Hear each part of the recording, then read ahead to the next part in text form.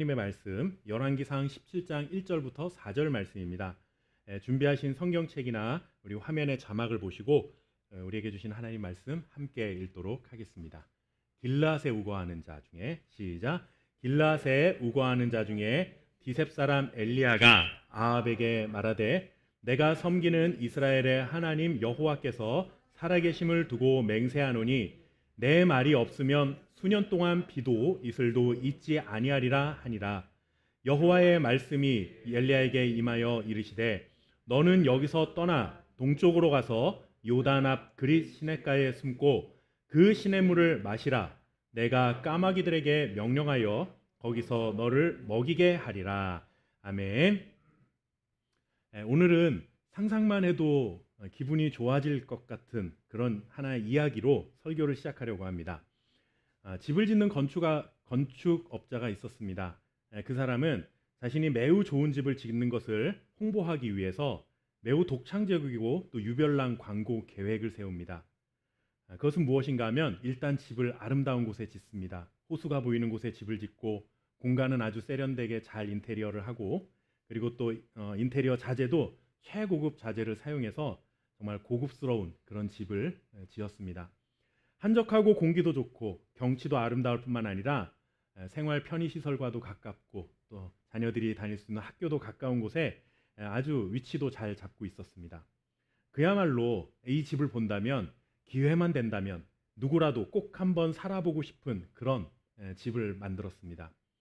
그런데 이 건축업자가 한 사람에게 이렇게 제안을 합니다. 이 집은 당신의 집이 될 수 있습니다. 아주 간단한 한 가지의 조건만 지켜준다면 내가 공짜로 당신에게 이 집을 주겠습니다. 라고 하면서 집 현관문 번호키의 비밀번호를 그에게 알려주었습니다. 사실 현실에서는 일어날 수 없는 말도 안 되는 상상이지만 요즘 집값 때문에 얼마나 난리입니까? 작년만 하더라도 집값이 너무 오른다고 그렇게 난리를 또 하더니 이제는 또 집값이 너무 많이 떨어진다고 또 염려하는 우린 그런 세대 속에 살아요. 집 때문에 이런 염려 저런 염려 끌어안고 살아가는데 누군가가 이렇게 멋진 집을 지어서 공짜로 준다고 한다면 정말 기분이 좋은 상상만으로도 우리의 마음이 충분히 들뜨기에 충분한 그런 이야기인 것 같습니다. 이 상상 속에서 집을 거저 얻게 된 이 사람은 건축업자가 내건 단 한 가지의 조건을 지켜달라는 요청을 받습니다. 그것은 무엇인가 하면 누구든지 이 집을 방문하거나 아니면 지나가면서 이 집에 대해서 정말 아름답고 멋진 집이다라고 칭찬을 하는 말을 듣거든 그 사람에게 이 집은 공짜 건축회사에서 지어준 집입니다 라고 말을 해달라라는 것입니다. 공짜 건축회사는 이 건축업자가 운영하는 회사 이름이라고 제가 상상 속에서 이렇게 지어보았습니다. 여러분이라면 이 제안을 어떻게 하시겠습니까? 받아들이시겠습니까? 아니면 거절하시겠습니까? 솔직히 이런 질문 자체가 너무 바보 같은 질문 아닙니까? 이렇게 멋진 집을 그냥 준다고 한다면 그리고 한 가지 내건 조건이라고는 이 집은 공짜 건축 회사가 지은 집입니다. 뭐 우리로 말하면 뭐 S건설에서 뭐 GS건설에서 지은 회사입니다. 뭐 대림건설에서 지은 회사입니다. 뭐 이렇게 한 번만 얘기를 해주면 되는 것이니 별로 어렵지 않은 일이니까 당연히 여러분들 제정신이 박힌 사람이라면 제안을 거절할 일이 어디 있겠습니까? 공짜로 집을 얻게 된 사람은 건축업자의 제안을 받아들이기로 하고 그 집으로 이사를 하게 되었습니다. 그럴 때 건축업자는 다시 한번 부탁을 합니다. 제발 이 집을 누가 지었는지만 반드시 사람들에게 말해주세요 라고 그렇게 부탁을 남기며 집을 넘겨주었습니다. 상상만 해도 기쁘고 흥분되는 일인데 실제로 이런 집을 공짜로 얻은 상상 속 주인공은 얼마나 기쁘고 행복하고 즐거웠겠습니까? 우리가 흔히 믿기 어려운 일이 우리 삶에 일어나면 이렇게 볼을 꼬집으면서 이게 꿈이야 생시야 뭐 이런 표현을 하잖아요. 아마 이 사람도 그런 일들을 반복했겠죠. 그리고 건축업자가 내건 조건으로 집을 방문하는 손님이나 집에 대해 칭찬하는 사람들을 만나면 어김없이 공짜 건축회사가 지어준 집이라고 자랑을 했습니다. 그런데 문제는 우리의 이런 흥분된 감정은 시간이 지나면 여러분들 조금씩 사그라든다는 데 문제가 있습니다. 우리의 경험도 그렇듯이 이 집에 대한 감격이 이게 살다 보니까 조금씩 줄어들기 시작을 하는 거예요. 그리고 만날 때마다 누군가에게 매번 이 집은 공짜 건축회사에게서 지어준 집입니다라고 말하는 것이 어려운 일은 아니지만 그렇게 누군가 칭찬하고 자기 집을 방문한 손님에게 그때마다 번거롭게 얘기하는 게 이제 슬슬 귀찮아지기 시작한 거죠. 그래서 이제 한 분, 두 번씩 빼먹기 시작합니다. 그런데 어느 날 이 공짜 건축회사로부터 한 통의 편지가 날아옵니다. 만일 처음에 약속한 대로 약속을 이행하지 않으면 당신 대신에 그 집에 다른 사람을 대체해서 넣겠다라고 하는 경고장이었습니다. 공짜로 얻었다가 이런 경고장을 받으면 어떤 생각이 드실까요? 어차피 공짜로 얻었으니까 뭐 지금까지도 잘 살았으니 이제라도 뭐 내쫓기면 지금까지 잘 사니까 다행이다. 이렇게 생각하는 사람은 아마 세상에 하나도 없을 겁니다. 마치 공짜로 얻었음에도 불구하고 이 집이 자기가 노력해서 지은 집인 것처럼 빼앗기는 것에 대해서 굉장히 기분 나빠하게 되는 것이 우리의 본성입니다. 속된 말로 이 더럽고 치사해서 에이 하면서 당신 좋을 대로 하라고 이렇게 뻗팅겨 보고 싶은 마음이 이렇게 일어나는 거죠. 그렇지만 그런 충동이 일어난다고 해서 실제로 갈 집도 없는데 이 집을 버려두고 당신 마음대로 하라고 그렇게 말할 사람은 없을 것입니다. 대부분은 더럽고 치사해도 그래 처음 약속대로 별로 어려운 일 아니니까 이 집을 누가 지었는지 다시 말하자 이런 결심을 하게 되겠죠. 하지만 이 상상 속 주인공은 그렇게 하지 않고 처음 약속을 지키지 않겠다고 결심을 하고 이제 자기가 하고 싶은 대로 합니다. 그렇다면 여러분들 이 건축업자는 어떻게 하겠습니까? 원래 약속대로 이 사람을 쫓아내고 다른 사람을 대체해 넣을 것입니다. 처음에 집을 공짜로 얻은 그 사람은 자신이 공짜로 그 모든 좋은 집을 누렸던 모든 특권을 다 상실하게 되고 마는 것이죠. 현실에서 일어나지도 않을 만한 이런 일들을 제가 설교를 시작하면서 이렇게 길게 이야기하는 이유가 무엇일까요? 제가 사실은 설교 시간에 뭐 다른 이야기들을 이렇게 길게 하는 게 별로 없는데 오늘 이렇게 길게 한 이유는 여러분들 이 공짜로 집을 지어주는 건축업자 행동도 사실 말이 안 되고 그런 집을 얻어놓고 귀찮다고 처음 약속을 어기는 이 집주인도 사실 말이 안 되기는 마찬가지입니다. 그런데 이런 말도 안 되는 여러분 이 말도 안 되는 이 상상 속 주인공의 이야기가 바로 성경 속의 하나님과 이스라엘 백성들의 이야기다라는 것이죠. 하나님께서는 아무런 대가 없이 이스라엘 백성들을 당신의 백성, 당신의 자손으로 언약 백성으로 하나님의 자녀로 살아갈 수 있도록 선택해 주셨습니다. 이스라엘 백성들은 자신들의 수고와 의로움이 아니라 공짜로 하나님의 특별한 선택을 받은 것이죠. 하나님께서 아브라함에게 하셨던 그 축복을 이스라엘 백성들이 누릴 수 있도록 기회를 주신 것입니다. 이스라엘 백성들도 처음에는 감격에 겨워 하나님께 찬양과 감사의 고백으로 살아가며 하나님의 말씀에 순종하며 살았습니다. 그러나 시간이 지나면서 그 감격이 점점 사라지게 되고 하나님의 말씀에 순종하는 것이 점점 번거로워지기 시작하면서 자신들의 생각대로 살아가기를 반복하기 시작했다라는 것이죠. 그래서 하나님도 이 건축업자처럼 오늘 이스라엘 백성들을 향해 경고장을 보내십니다. 그것이 바로 오늘 우리가 살펴볼 열왕기상 17장에 나타난 말씀입니다. 다시 한번 우리 읽었던 열왕기상 17장 1절 말씀을 읽어보도록 하겠습니다. 길라앗에 우거하는 시작. 길라앗에 우거하는 자 중에 디셉 사람 엘리야가 아합에게 말하되 내가 섬기는 이스라엘의 하나님 여호와께서 살아계심을 두고 맹세하노니 내 말이 없으면 수년 동안 비도 이슬도 있지 아니하리라 하니라. 아멘. 하나님께서는 선지자 엘리야를 통해 이스라엘 왕에게 하나님께서 다시 말씀을 하시기 전까지는 이 땅에 수년 동안 비도 이슬도 없어질 것이다, 내리지 않을 것이다 라고 경고장을 전달해 주셨습니다. 그런데 이스라엘은 사막의 지역에 있기 때문에 우리나라처럼 이렇게 수시때때로 비가 오질 않습니다. 그래서 건기, 우기라는 게 있죠. 1년에 2차례의 우기가 있습니다. 그래서 1년에 2차례 크게 비가 오는 그 2차례의 우기가 있고 그러면 나머지는 어떻게 하냐? 낮과 밤의 기온차가 있기 때문에 새벽이면 맺히는 이슬이 있습니다. 그래서 그 이슬을 가지고 자신들의 필요한 물로 사용을 하게 되는 것이죠. 그런데 하나님께서 이 비와 이슬을 다 멈추시겠다라고 하는 것은 1년에 2번 소낙비처럼 내리는 그런 특별한 은혜도 너희에게서 거두어가고 그리고 또한 매일 맺히는 이슬과 같은 일상의 은혜까지도 메말라 버릴 것이다 라고 하는 아주 무서운 경고의 말씀인 것이죠. 그런데 하나님께서 선택한 이 자기 백성들에게 이렇게 무서운 경고의 말씀을 하신 이유가 무엇이냐? 무엇 때문에 하나님께서 이렇게 화가 나신 것이냐? 그 이유가 있습니다. 우리 말씀 한 군데를 좀 읽어보도록 하겠습니다. 열왕기상 16장 30절부터 33절 말씀입니다. 조금 긴 말씀인데 같이 한번 읽어보겠습니다. 오므리의 아들, 시작. 오므리의 아들 아합이 그의 이전의 모든 사람보다 여호와 보시기에 악을 더욱 행하여 느밧의 아들 여로보암의 죄를 따라 행하는 것을 오히려 가볍게 여기며 시돈 사람의 왕 엣바알의 딸 이세벨을 아내로 삼고 가서 바알을 섬겨 예배하고 사마리아에 건축한 바알의 신전 안에 바알을 위하여 제단을 쌓으며 또 아세라 상을 만들었으니 그는 이전에 이스라엘의 모든 왕보다 심히 이스라엘 하나님 여호와를 노하시게 하였더라. 아멘. 이 말씀이 끝나고 17장 1절에 넘어와서 엘리야를 통해 아까 비와 이슬을 그치게 하겠다라는 말씀이 전해진 겁니다. 당시 이스라엘의 왕은 아합 왕이라는 사람이었습니다. 아마 성경을 조금이라도 읽어보시거나 교회를 조금이라도 다녀보신 분들은 아마 아합 왕이라는 사람의 이름을 들어보셨을 것입니다.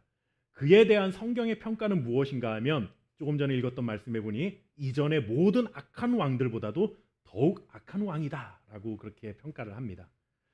사실 이 악한 왕이다라고 하는 것은 우리가 좀 이해가 필요합니다. 사실 이 일반 세계 역사 속에서는 아합 왕이 그렇게 나쁜 사람으로 묘사되고 있지는 않습니다. 굉장히 정치를 잘했고 그리고 또 나라를 잘 다스렸던 선왕이다라고 표현하긴 그렇지만 나름대로 이스라엘의 그래도 부흥기를 이끌었던 왕으로 그렇게 정치력이 뛰어난 사람이다라고 묘사를 합니다. 그런데도 불구하고 성경은 이 사람이 악한 왕들 중에서도 가장 악하다라고 평가를 할 때는 이 사람이 도덕적인 문제도 물론 있었겠지만 그런 것보다는 우선되는 것이 무엇이냐면 종교적인 어떤 타락을 이야기하고 있는 것입니다. 그것이 기준이 되어 이 왕은 악한 왕들보다 이전의 모든 왕들보다 가장 악하다라는 평가를 받게 된 것이죠.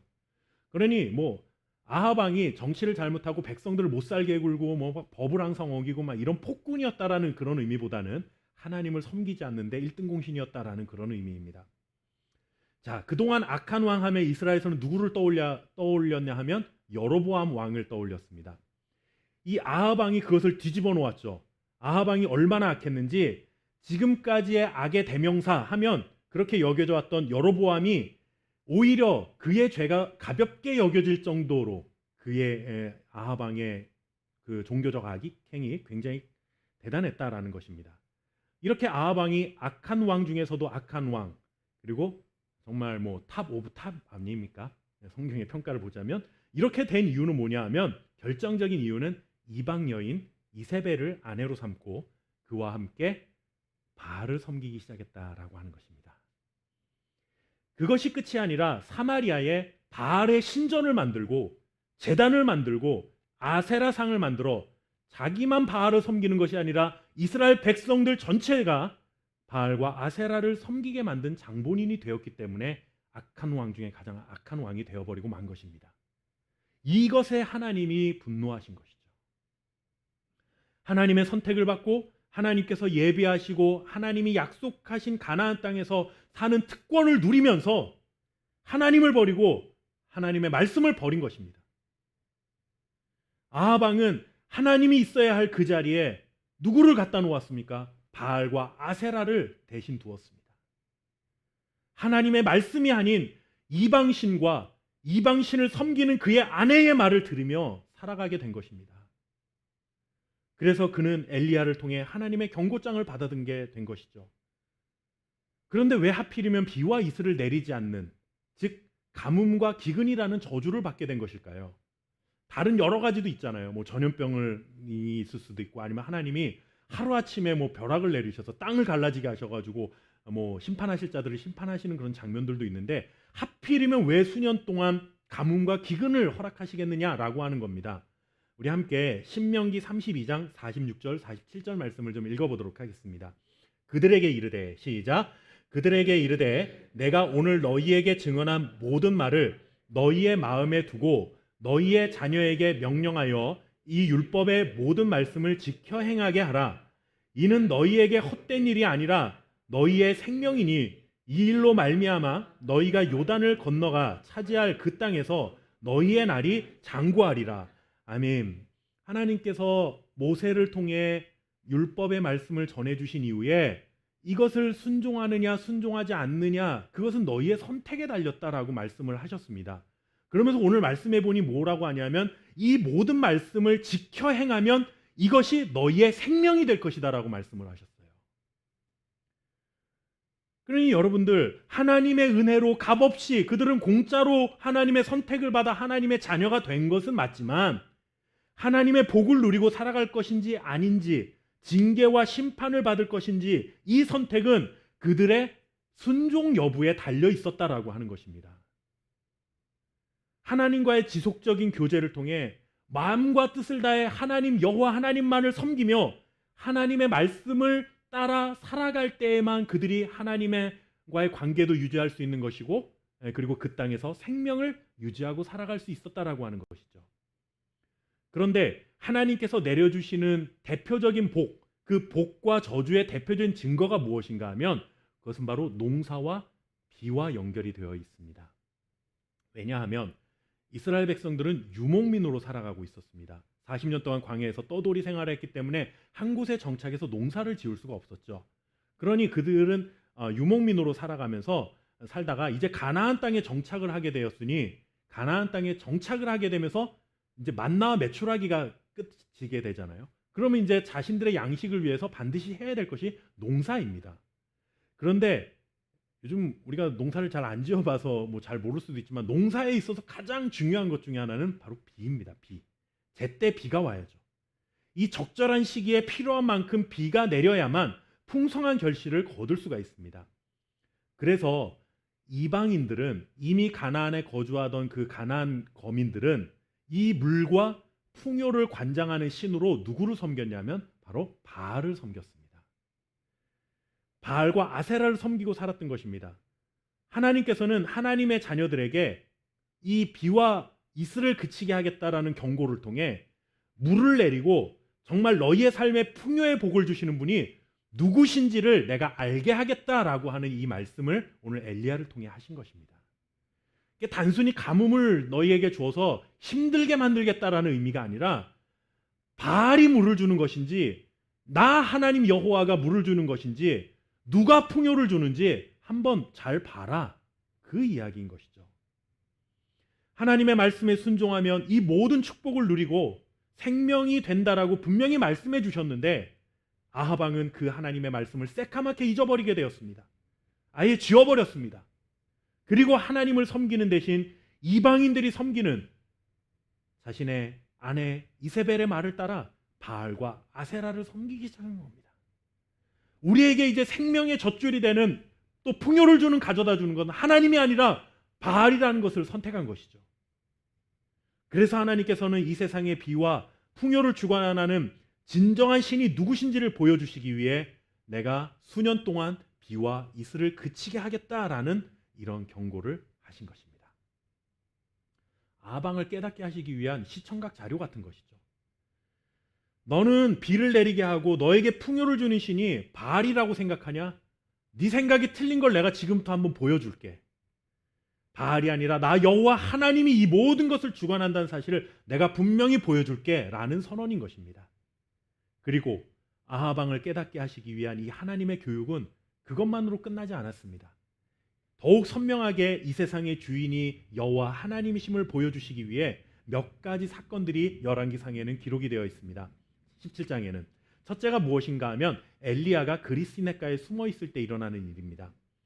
절대 권력을 가진 왕에게 이런 무시무시한 저주를 했다면 여러분 아무리 그 바른 말이라 할지라도, 이것이 사실이라 할지라도 듣는 왕의 입장에서는 기분이 나쁘기 때문에 이런 엘리야를 살려두기가 쉽지가 않은 거죠. 기분이 나쁘면 얼마든지 죽일 수가 있는 시대였지 않았습니까?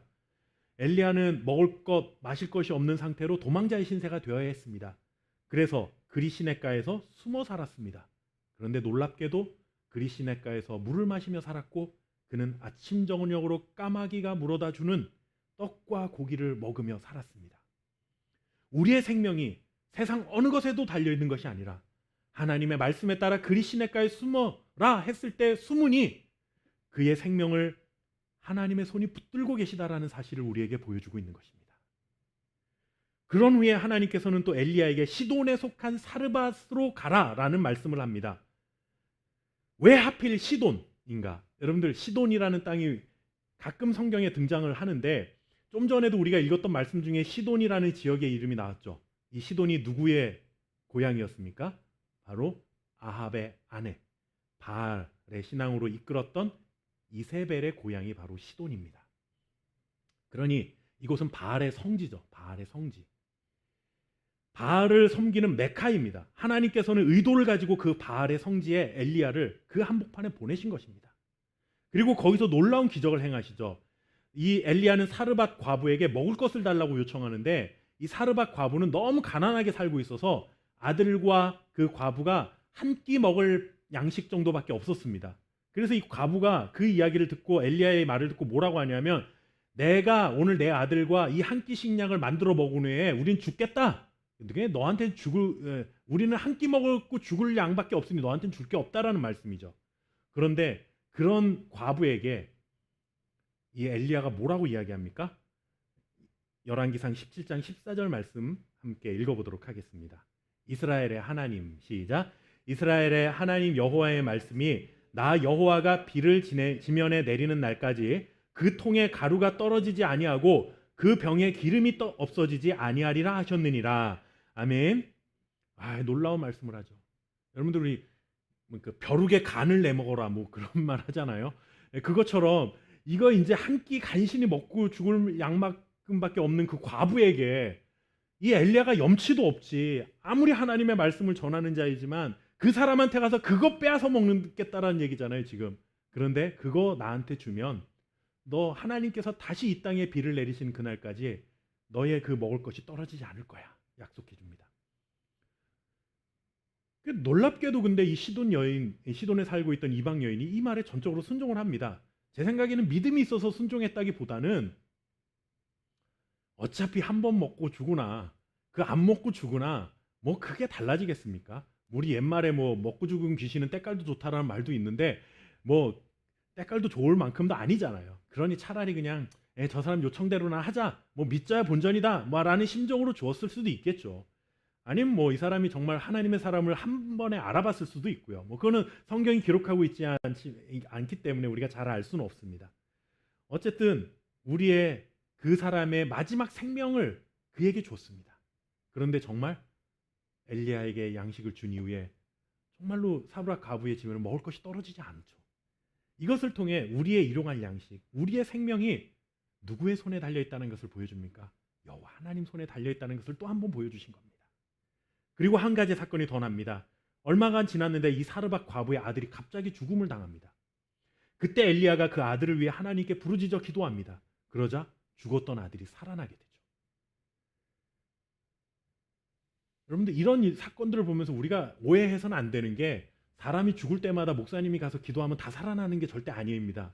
이런 것들을 보고 저 목사님은 죽은 자도 살리는 목사님이고 이 목사님은 죽은 자도 못 살리는 목사님이네 뭐 막 이렇게 이해해서는 안 되겠죠. 이렇게 죽은 자가 기도를 받고 일어난 사건은 성경에서도 몇 차례 기록되어 있지 않습니다. 아주 특별한 뭔가 하나님께서 뭔가를 알려주시고자 하는 사건들과 연결이 되어 있을 때만 그렇습니다. 어쨌든 죽었던 자가 기도를 통해 살아났다는 것은 엘리야가 그만큼 능력이 많다라는 것을 보여주는 것이 아니라 하나님께서 그의 생명을 주관하고 계시다라는 사실을 우리에게 보여주는 거예요. 바알의 성지, 바알이 다스리고 있는 그 땅에서 생명의 주인이시고 그리고 이 세상에 양식을 주시고 풍족해 하시는 진정한 왕이 누구냐? 이거를 시돈 땅에서 하나님께서 이 세 가지의 사건을 통해서 보여주신 것입니다. 아합은 이 사실을 잊은 채 이방 여인 이세벨을 아내로 맞이하면서 하나님이 있어야 할 그 자리에 하나님을 몰아내고 바알을 그 자리에 앉혀놓았습니다. 바알을 들여놓았습니다. 그리고 바알을 섬겼습니다. 그러나 하나님께서는 굉장히 역설적이게도 바알이 있던 그곳에 엘리야를 보내셔서 엘리야를 통해 하나님의 말씀이 시돈 땅, 바알의 땅에 선포되게 하시고 바알이 있던 그 자리에 여호와 하나님께서 자리 잡고 앉아 계셨습니다. 그리고 여호와 하나님의 말씀이 이방 땅에 선포되게 하신 것이죠. 봐라, 이 땅을 다스리는 진정한 왕이 바알이냐 나냐 분명하게 보여주셨습니다. 결국 이 아들이 살아난 사건을 통해 이 이방 여인의 사르밧 과부가 이런 놀라운 고백을 마지막에 하게 됩니다. 다 함께 열왕기상 17장 24절 말씀을 읽어보겠습니다. 여인이 엘리야에게 이르되, 시작. 여인이 엘리야에게 이르되, 내가 이제야 당신은 하나님의 사람이시오 당신의 입에 있는 여호와의 말씀이 진실한 줄 아노라 하니라. 아멘. 얼마나 놀랍습니까? 바알의 지배를 받던 자, 그런 땅에서 살던 자가 그 중심에서 하나님의 말씀이 선포되고 하나님의 살아계심이 증거가 되니까 이 이방 여인의 입에서 여호와의 말씀이 진실하시고 당신은 하나님의 사람이신 줄 내가 이제야 알게 되었습니다 라는 놀라운 고백이 터져나오게 된 것이죠. 이 말씀을 통해서 볼 때 이 여인이 조금 전에 마지막 먹을 양식을 엘리야에게 준 것은 믿음 때문에 준 것이 아니라 아마 먹고 주거나 안 먹고 주거나 그게다라는 생각 속에서 아마 준 것 같습니다. 그런데 죽었던 아들이 살아나는 것을 보니 바알이 아니라 하나님이 정말 참된 하나님이신 줄 내가 알게 되었습니다. 고백하고 있는 것이죠. 엘리야에게 일어난 이 세 가지 큰 사건을 통해 아합 왕에게 그리고 바알을 섬기는 모든 자들에게 분명하게 하나님은 보여주셨습니다.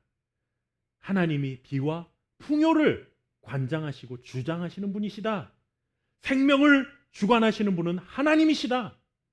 하나님이 있어야 할 그 자리에 바알을 두어서는 안 된다. 하나님의 말씀이 있어야 할 그 자리에 다른 헛된 말을 들려줘서는 안 된다. 오늘 우리는 어떻습니까? 나는 바알을 섬기지 않아. 나하고는 상관없는 말씀이야. 라고 그렇게 이 말씀을 생각하고 무시해도 괜찮겠습니까? 그렇지 않습니다. 제가 처음에도 말씀드렸던 것처럼 바알은 우리의 삶에 풍요와 안락함을 가져다 주는 것으로 사람들이 섬기는 것의 대표적인 대명사입니다. 우리가 하나님을 섬기고 하나님의 말씀을 듣는다고 하면서도 우리가 살아가는 이 세상의 현실 세상 속에서 이 세상 사람들이 추구하는 평안과 풍요와 안락함, 그것을 똑같이 우리도 추구하고 그것에 도취되어 살아가게 되면 우리도 하나님이 있어야 할 그 자리에 바알을 데려다 놓는 것과 마찬가지의 삶이 되어버릴 수 있다는 것입니다. 이것은 얼마나 부자로 사느냐 가난하게 사느냐의 문제가 아니라 내가 나의 소유의 많고 적음에 상관없이 나의 중심에 과연 무엇을 동경하고 살아가느냐, 이것이 있는 것이죠. 하나님의 말씀보다 세상의 말과 가르침과 그들의 가치관을 더 중요하게 여기고 살아간다면 그것은 하나님의 말씀을 버린 것과 마찬가지인 것입니다. 우리의 생명을 주관하시고 복의 근원이신 여호와 하나님, 과연 그분은 나의 삶 어디에 계신지를 우리가 분명하게 점검해야 합니다. 정말 하나님이 나의 삶의 중심에 계신 것인지 아니면 나의 삶의 변두리에 계셔서 내가 필요할 때만 주님께 가서 주님 이게 필요한데 어떻게 해야 되겠습니까? 라고 묻는 정도의 삶을 살고 있는 것인지 우리는 우리의 신앙을 냉정하게 점검할 수 있어야 한다는 것이죠. 진실한 하나님의 말씀은 정말로 나의 삶을 다스리고 계신가? 오늘 이 질문 앞에 어떤 답을 가지고 살아갈 수 있을지 우리의 삶을 다시 한번 하나님 앞에 기도하며 묵상하며 점검해 보시기를 바라겠습니다. 그래서 이번 한 주간의 삶을 사는 동안 이 세상이 추구하는 풍요와 안락함을 똑같이 동경하고 살아가는 삶이 아니라 하나님이 이 세상 모든 것의 왕이시고 주인이시다라는 고백 속에 나의 삶의 중심부에 그분의 말씀을 따라 순종하겠습니다. 그분의 말씀이 나의 삶을 주관하시길 원합니다라는 이 고백 속에 살아갈 수 있는 저와 여러분 되시기를 주님의 이름으로 축원합니다. 함께 기도하겠습니다. 살아계신 아버지 하나님, 값없는 은혜로 우리를 하나님의 자녀로 삼아주시고 하나님의 언약 백성이 되어 하나님의 복을 누리고 살아갈 수 있는 자리에 서게 하시니 너무나도 감사드립니다.